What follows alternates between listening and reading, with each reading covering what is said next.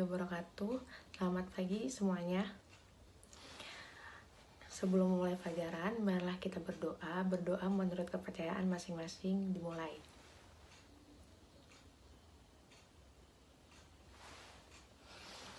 Berdoa dicukupkan. Baik, sebelum masuk ke pelajaran, Ibu akan bertanya sebelumnya. Jika kita menjatuhkan bola, mengapa bola yang tertarik ke bumi, bukan sebaliknya? Mengapa? Jadi, dalam konsep gravitasi bumi lebih besar daripada bola.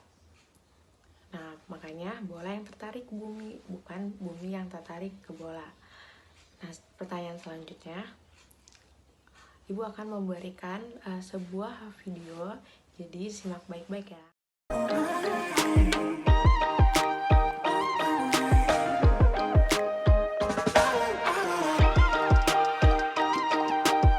Bagaimana sudah diperhatikan videonya? Di situ ada planet-planet yang mengelilingi matahari. Kenapa planet-planet tersebut mengelilingi matahari? Jadi, Ibu akan menjelaskan tentang materi hukum Kepler. Nah, hukum Kepler ini ditemukan oleh Johannes Kepler. Dan penemuannya ini didasari oleh data-data milik Tycho Brahe. Jadi, Johannes Kepler ini asisten Tycho Brahe. Pada saat Tycho Brahe ini meninggal, ia meninggalkan catatan-catatan dan tabel-tabel penelitiannya kepada Johannes Kepler. Dan pada saat Kepler mengamati data-data dan sudah mendapatkan pemecahan pokok, ia belum puas pada pengamatan Tycho ini. Jadi dia terus menghitung dan memperhitungkan data-data yang sudah ada. Dan sebelum hukum ini ditemukan, manusia pada zaman dahulu mempercayai bahwa bumi adalah pusat tata surya. Jadi matahari, bulan, bintang, dan semuanya mengelilingi bumi, dan bumi yang diam dan tidak bergerak. Jadi fungsi hukum ini di kehidupan modern adalah memperkirakan lintasan-lintasan planet yang mengorbit matahari atau planet-planet luar yang belum ditemukan semasa hidup Kepler. Dan hukum ini juga dipakai untuk pengorbitan bulan terhadap bumi. Jadi baru-baru ini ditemukan benda baru yang mengorbit bumi selain bulan, yaitu asteroid. Pada tahun 1543, seorang astronom dari Polandia, Nicolaus Copernicus, ia mencetuskan model heliocentris. Jadi, model heliocentris ini, bumi beserta planet-planet yang lainnya mengelilingi matahari dalam bentuk melingkar. Jadi, yakni diam masih menggunakan lingkaran sebagai bentuk lintasan gerak planet. Baik, di sini Ibu akan menjelaskan tentang hukum 1 Kepler. Nah, bunyi hukum Kepler ini adalah semua planet bergerak pada lintasan elips mengitari matahari dengan matahari berada di salah satu fokus elips. Jadi, hukum 1 Kepler menyatakan bentuk orbit planet tetapi tidak bisa memperkirakan kedudukan planet pada suatu saat. Oleh sebab itu, Kepler berusaha memecahkan persoalan tersebut yang selanjutnya berhasil menemukan hukum Kepler. Kepler tidak mengetahui alasan mengapa planet bergerak dengan cara demikian. Kemudian mulai tertarik dengan gerak planet-planet. Newton menemukan bahwa ternyata hukum-hukum Kepler ini bisa diturunkan secara matematis dari hukum gravitasi universal dan hukum gerak Newton. Pada gambar di sini menunjukkan F1, F2 adalah titik fokus. Matahari berada pada F1 dan planet berada pada P. Tidak ada benda langit selainnya pada F2. Total jarak F1 ke planet dan F2 ke planet sama untuk semua titik dalam kurva elips. Jarak pusat elips 0 dan titik fokus F1 F2 pada di mana E merupakan angka tak berdimensi yang besarnya berkisaran antara 0 sampai 1 disebut juga Jika E sama dengan 0, maka elips berubah menjadi lingkaran. Kenyataannya orbit planet berbentuk elips alias mendekati lingkaran. Dengan demikian besar eksentritas tidak pernah 0. Nilai E untuk orbit planet bumi adalah 0,07. Perihelion merupakan titik yang terdekat pada matahari, sedangkan titik terjauh adalah aphelion. Nah, aphelion itu pada F2, F1 perihelion. Pada persamaan hukum gravitasi Newton telah dipelajari bahwa gaya gravitasi berbanding terbalik dengan kuadrat jarak 1/R2, di mana hal ini hanya terjadi pada orbit yang berbentuk elips atau lingkaran saja. Baik, di sini Ibu akan menjelaskan tentang contoh soal. Jadi, komet Halley bergerak sepanjang orbit elips mengitari matahari pada perihelion. Komet Halley berjarak 8,75 kali 107 km dari matahari, sedangkan pada aphelion berjarak 5,26 kali 109 km dari matahari. Berapakah eksentrisitas dari orbit komet Halley? Mari kita bahas jawabannya bersama-sama, yaitu panjang sumbu utama sama dengan total jarak komet ke matahari ketika komet berada di perihelion dan aphelion. Panjang sumbu utama adalah 2A sama dengan 8,75 kali 10 pangkat 7 km ditambah 5,26 dikali 10 pangkat 9 km per 2 atau dibagi 2 sama dengan 2,67 kali 10 pangkat 9 km. Pada perihelion, jarak komet Halley dengan matahari diperoleh dari A minus E. A sama dengan A dalam kurung 1 minus E. Jarak komet Halley dengan matahari ketika komet Halley berada perihelion adalah 8,75 kali 10 pangkat 7 km. Dengan demikian, eksentrisitas komet Halley adalah E sama dengan 1 minus 8,75 dikali 10 pangkat 7 km per A sama dengan 1 dikurangi 8,75 dikali 10 pangkat 7 km per 2,67 dikali 10 pangkat 9 km sama dengan 0,967. Jadi 2,67 dikali 10 pangkat 9 km itu dari pembahasan yang sebelumnya yang mencari A. Nilai eksentrisitas komet Halley mendekati 1. Ini menunjukkan bahwa orbit Halley sangat panjang. Bunyi hukum 2 Kepler ini yaitu planet-planet akan menyapu luas yang sama dalam waktu yang sama. Nah, di sini ada gambar, jadi perhatikan. Nah, ada 1, 2, 3, dan 4.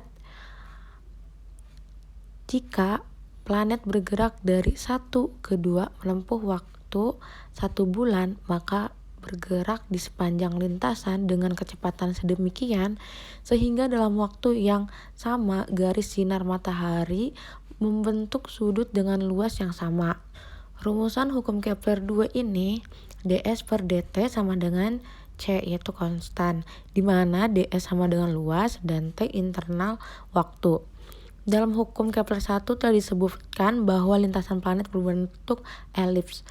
Konsekuensinya, planet-planet akan bergerak lebih cepat di lintasan orbitnya apabila ia bergerak lebih dekat dengan matahari dan akan bergerak lebih lambat jika jauh dari matahari. Hukum tentang area sama dalam waktu yang sama adalah konsekuensi fakta bahwa planet-planet mempertahankan momentum sudutnya ketika berputar di sekitaran matahari. Dalam gambar di atas, matahari, misalnya sebuah planet bumi bergerak dari angka 1 ke angka 2 dalam waktu sebulan ketika berada di lintasan yang dekat dengan matahari, maka ketika jauh dari matahari dalam waktu sebulan pula planet bumi akan menempuh jarak dari 3 ke 4. Luas daerah bumi 1, matahari, bumi 2 akan sama dengan luas daerah bumi 3, matahari, bumi 4.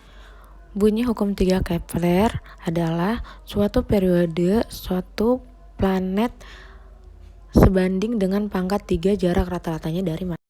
Secara sistematis, hukum Kepler dapat ditulis sebagai berikut: T1 pangkat 2 per R pangkat 3 sama dengan T2 pangkat 2, R2 pangkat 3 sama dengan konstan.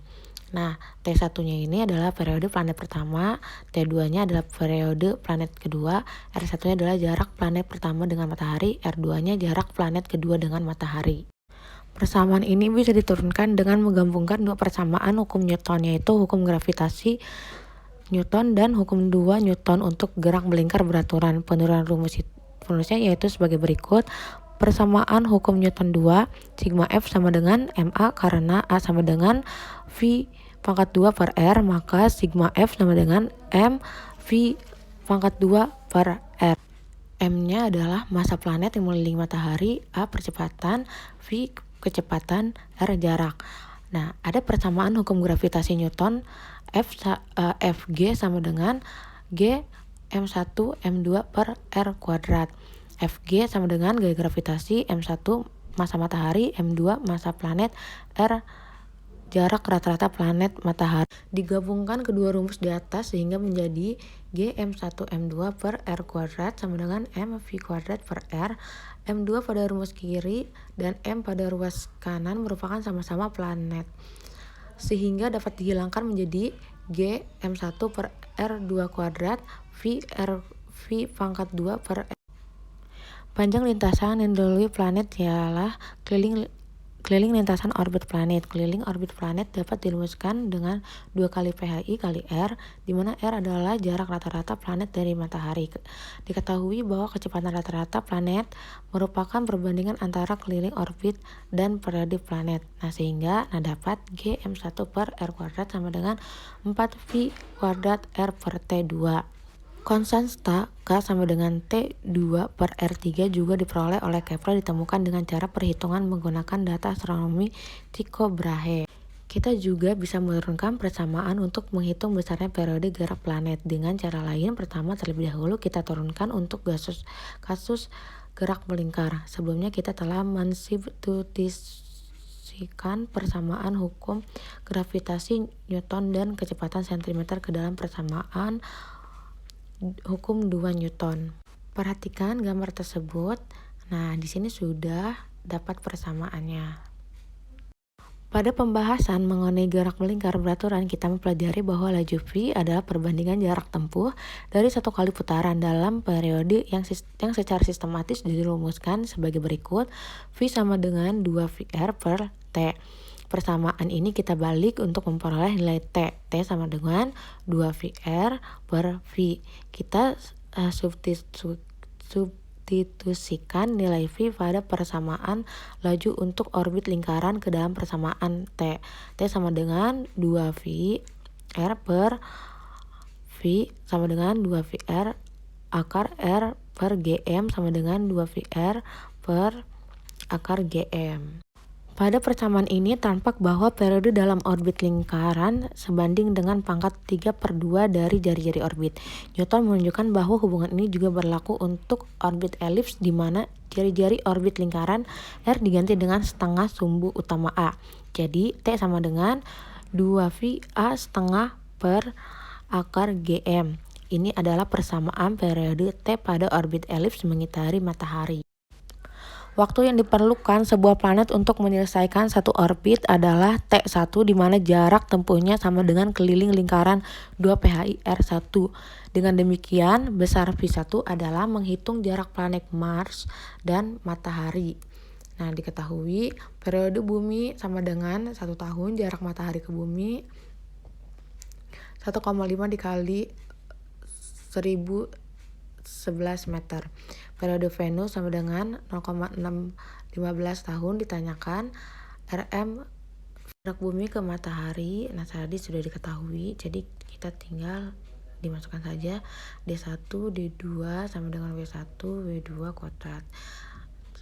Nah, tinggal masukkan angka-angkanya. Jadi D2 sama dengan akar 3 1,88 pangkat 2. Jadi D sama dengan 1,52325 AU.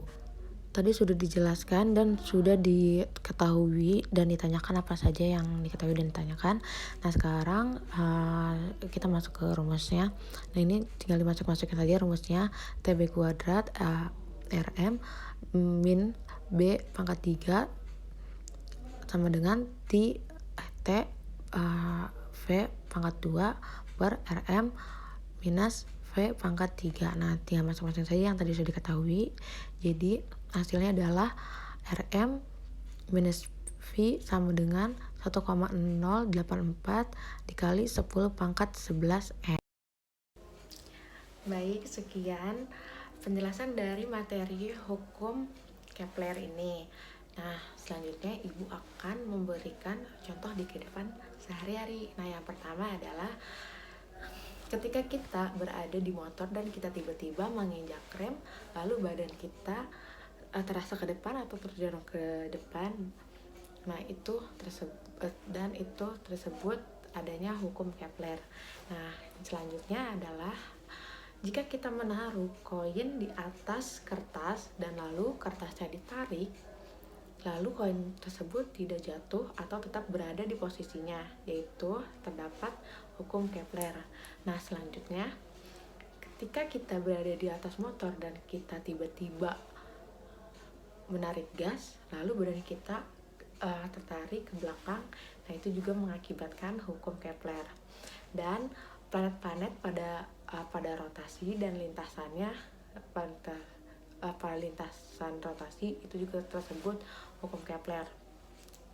Nah, sekian dan terima kasih. Pembelajaran hukum Kepler ini Ibu mohon maaf jika ada yang salah dan kurang, mohon maaf. Lalu untuk penugasannya berupa diskusi. Nah, Ibu sudah membagi kelompok-kelompok. Nah, jadi kalian berdiskusi. Di sini ada 5 kelompok. Jadi penugasannya semisalnya kelompok 1 berdiskusi dengan kelompok 2. Nah, apa saja yang didiskusikannya? Apa saja? Jadi lampirkan pada laporan. Dan seterusnya kelompok 1, kelompok 2, kelompok 3, kelompok 4, dan kelompok 5.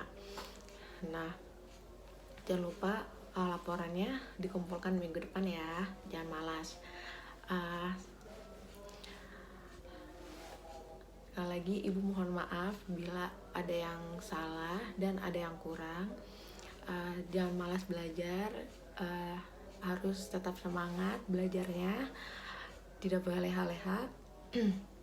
Mentang-mentang di rumah saja, kita harus lebih semangat belajarnya ya. Sekian, wassalamualaikum warahmatullahi wabarakatuh.